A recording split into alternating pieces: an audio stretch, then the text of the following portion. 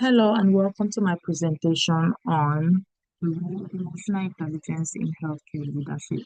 My name is Mirabel Tamokong and I am an MBA student in healthcare management. On this topic, we'll be looking at an introduction, definition of emotional intelligence, which is abbreviated as EI in this presentation. Literature review, key research studies, benefits of EI in healthcare leadership, EI in patient satisfaction, EI and staff satisfaction, developing EI, impact of EI on job performance, challenges in healthcare that require EI, strategies for cultivating EI, the role of EI in leadership effectiveness, organizational culture and EI, future research in EI, implications for healthcare organizations, and personal reflections, a conclusion, and we'll have a reference page. Why does EI matter in healthcare? EI has emerged as a crucial aspect of effective leadership in healthcare. It is impacting job performance, it is impacting the satisfaction of staff and patients, and it's also impacting relationships with patients and co-workers. We know that healthcare is a very complex and dynamic organization, and it requires leaders that are very high in emotional intelligence to navigate the different challenges that such a complex organization will encounter. What is EI? According to Goldman, EI involves understanding and managing one's emotions and the emotions of others. EI involves five different skills. The first one is self-awareness, which involves you knowing and identifying your own emotions. Self-regulations is you managing your emotions. Empathy is not is you listening and understanding other people's emotions or feelings. Motivation is a driving force that pushes you to achieve goals, and social skills is the interaction that you have or how you interact with people around you. Now we're going to look at how EI has evolved over the years. I have a little chart here that I got from Emotional Intelligence, History and Way Forward. This is an old documentation, and this chart does not give me anything what um, close to the detailed evolution of emotional intelligence. But I loved it because it starts in the 20s, and in the 20s, when emotional intelligence or the concept of emotional intelligence started, it was not called emotional intelligence. It was actually called at that time social intelligence. That's what it was called, and that was brought about by the first man called Edward Thorndike. Edward Thorndike. Sorry if I pronounced that name very bad. That was in the 20s. And sometimes in the 80s, Gardner brought up the concept of multiple intelligences. And this is still emotional intelligence starting and growing. And sometimes in the 80s, um, Paul Payne Wayne brought about emotional intelligence as well. But the time when emotional intelligence gained popularity is after Goleman published his book in the mid 90s on emotional intelligence and its application in healthcare.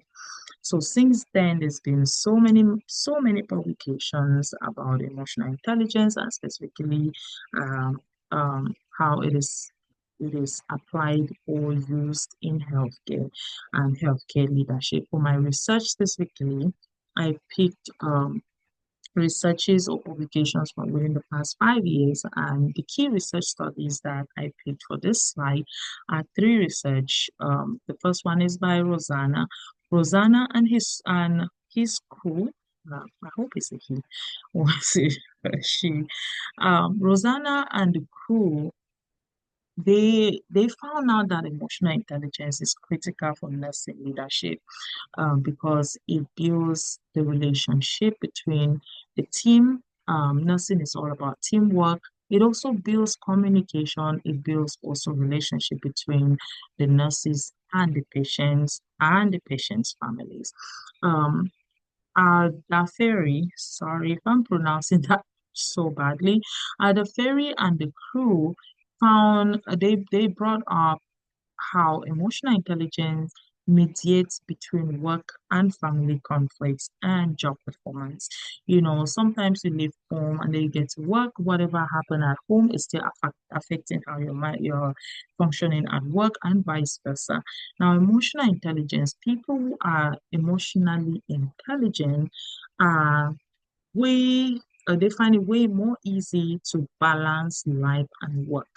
They can easily balance family life and work life without too much struggle. So emotional intelligence, it brings about the balance between these two important aspects of our lives.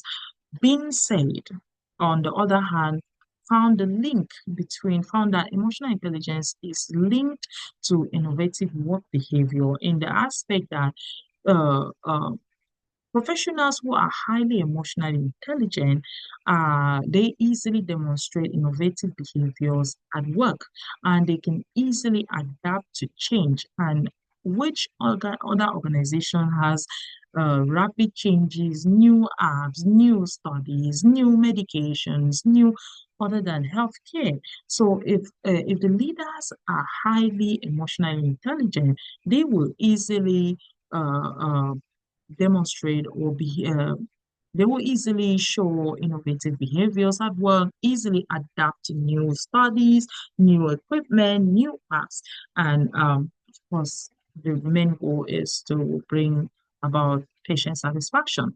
The benefits of AI in healthcare leadership.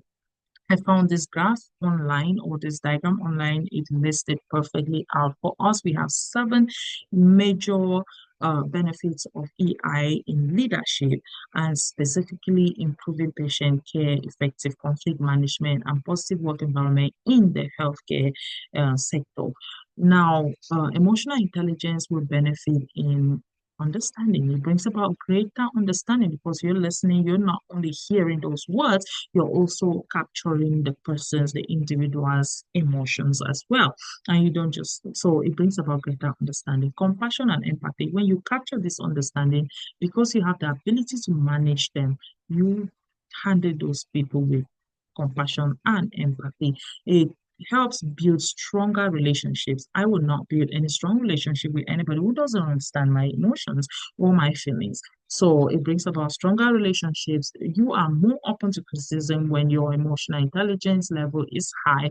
So if you're dealing with a leader who has high emotional intelligence, they will listen to you. And even if you're bringing something that's against a behavior of theirs or the other, they'll be open to it. It brings about better decision. You can make better decisions because you're not just acting based on your feelings. You are able to manage your feelings such that your feelings do not impact the decisions you are making.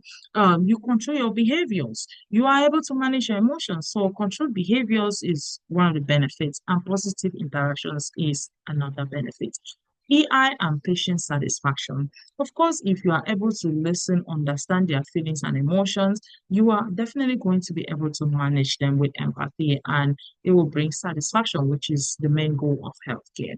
You're not just there to heal the body, but also to, make your patients happy and go home happy, not go home feeling sad.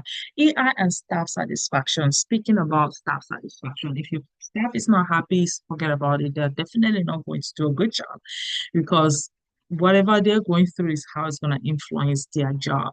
And if you have a leader in healthcare who is highly emotionally intelligent, they're going to provide an environment where you can freely speak up, you can freely share your emotions with them. They will not only listen, but they'll understand and they'll also be able to manage those emotions. I am so sorry about that noise. I'm going to try to close the door so that we can you can hear me better.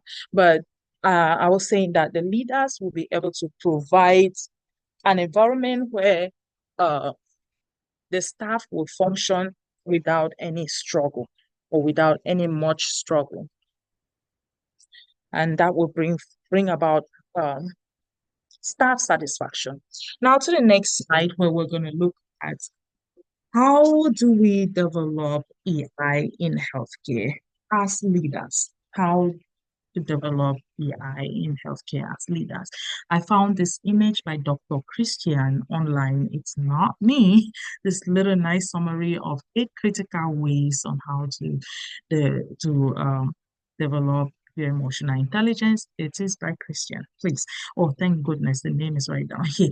So, but self-awareness, we mentioned all those different skills that are involved in emotional intelligence.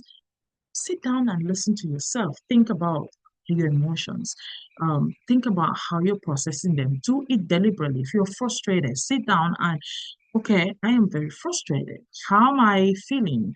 Um, Process all of that. And okay, based on this particular issue that's frustrating me, what is the best way to act? And if I act this way, what is the impact on me and on any other person that is involved or any other thing that is involved? Because sometimes you're not frustrated just with people.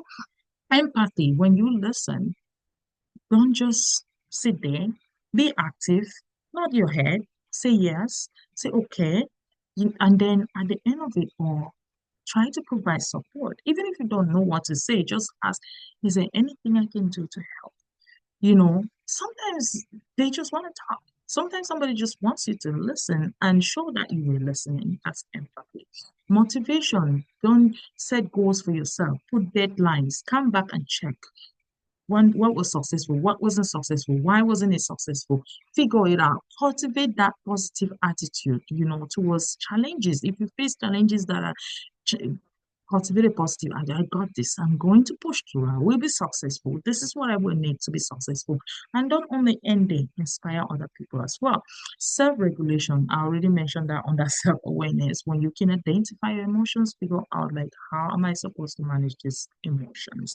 Manage your emotions by yourself. Try to focus on it.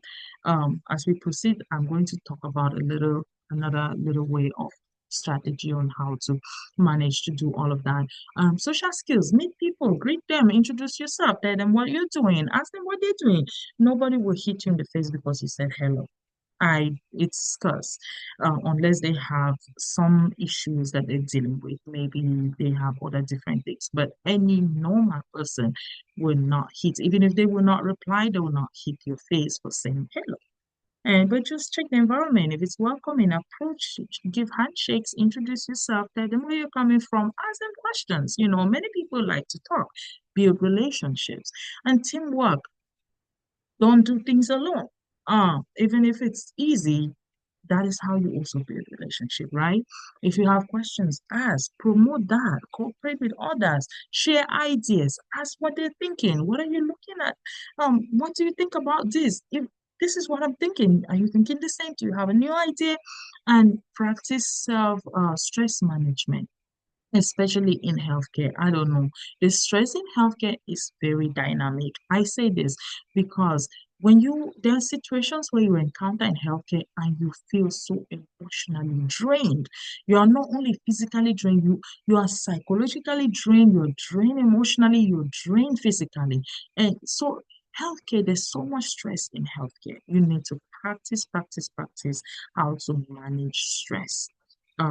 Whether you're relaxing, whether you're going to a pool or you're just, I don't know what you do. Maybe you want to vapor soak, you want to water soak, you want to just watch a movie, hang out with friends, go on a walk, do some music, dancing, exercise. Find out how you can manage your stress. Oh my God, that is one. Time management is one of the very impacts of AI on job performance. Like I said, if the environment is conducive, work is always going to be easier and beautiful and fun. Challenges in healthcare management, I already said, is high. It's a high stress environment. It's a high pressure environment. You have to act quick. You're dealing with lives. You need to save the lives. Conflicts will come up between co-workers, between patients and family members. You're going to have to learn how to deal with that. Emotional intelligence will definitely be needed.